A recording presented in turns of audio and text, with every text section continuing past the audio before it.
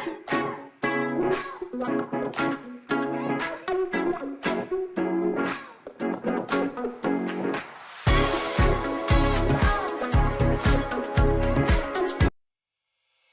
guys, welcome to Bike Info. If you love bikes, latest tech and smart features, you are in the right place. चलो guys start करते हैं। आज की video कुछ खास है। आज हम बात करने वाले हैं किसी बाइक के बारे में नहीं, बेसिकली उसकी टेक्नोलॉजी के बारे में, जो कि है i3s टेक्नोलॉजी। कई लोगों को इस टेक्नोलॉजी के बारे में पता नहीं है।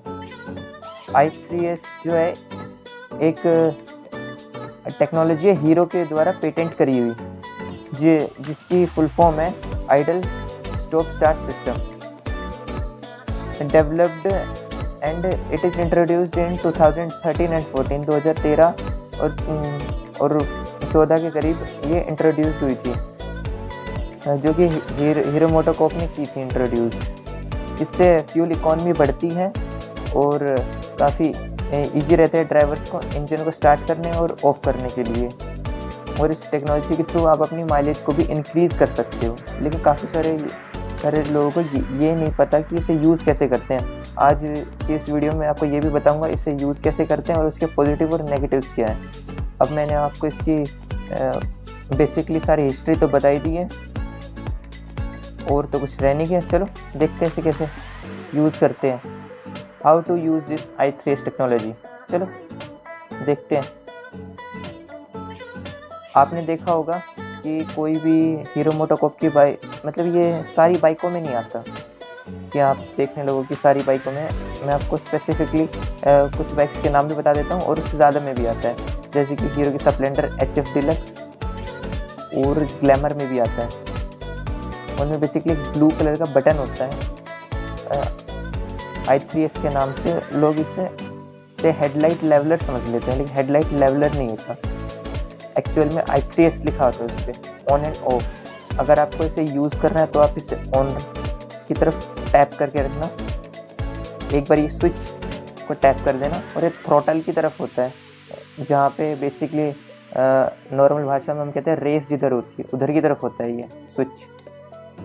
आपको इसे ऑन कर देना है और जब भी आप सिग्नल पे हो, जैसे ये रेड सिग्नल हो गया तो और आपकी बाइक न्यूट्रल में होना मैंडेटरी है। और ये ज़रूरी है कि आपकी बाइक जो है न्यूट्रल में हो। अगर गियर में होगी तो ये सिस्टम काम करेगा ही नहीं, ये ज़रूरी है। तो उसके लिए आपको तो बाइक को न्यूट्रल में डालना है जब आप सिग्नल पे रुके हुए हो। देन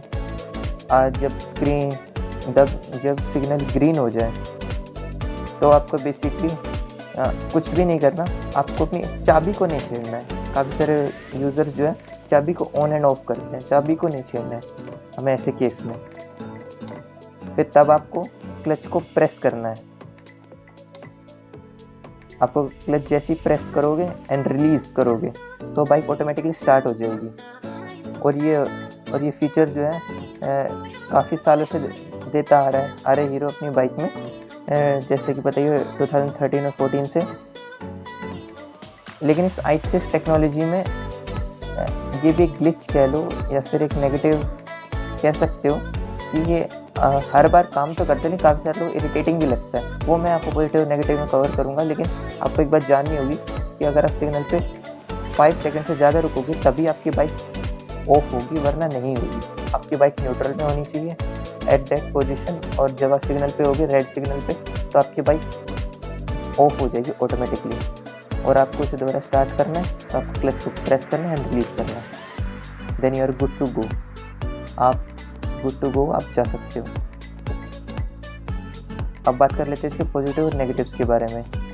फ्यूल इकॉनमी एनहेंस होती है और इको फ्रेंडली है क्योंकि पोल्यूशन कम होता है, और ईजी टू एक्टिवेट डीएक्टिवेट है क्योंकि इसका राइट हैंड साइड में स्विच होता है, तो आप इसे एक क्लिक में ऑन एंड ऑफ कर सकते हो। इको फ्रेंडली इसलिए है क्योंकि जितनी ज़्यादा बाइक ऑफ रहेगी, बेसिक सा फंडा है, तो उतने एमिशंस कम बर्न होंगे और एफिशिएंसी भी इंक्रीज़ होती है। ये जो टेक्नोलॉजी है ज़्यादा बाइक्स में ज़्यादा एफिशिएंटली वर्क करती है कंपेरेटिवली टू कार, क्योंकि कार्स में जो है कोई भी बंदा नहीं चाहेगा कि उसकी गाड़ी बंद हो सिग्नल पे। इसीलिए ये ज़्यादा एफिशिएंटली वर्क करती हैं टू व्हीलर्स। अब नेगेटिव्स के बारे में बात कर लेते हैं। ये इरिटेटिंग होता है सम पर्सन्स के लिए जो कि अननोन होते हैं टेक के थ्रू। अगर मान लो किसी पर्सन को नॉलेज नहीं है और वो आपकी बाइक को राइड कर रहा है, अगर आपने किसी को बाइक दी है तो वो उसे पता भी नहीं चलेगा, वो जैसे सिग्नल पे खड़ा होगा उसकी बाइक ऑफ हो जाएगी। ये काफ़ी इरिटेट भी करता है लोगों को। तो इसीलिए इन सब चीज़ों के बारे में होना बहुत ज़रूरी है। Thanks for watching.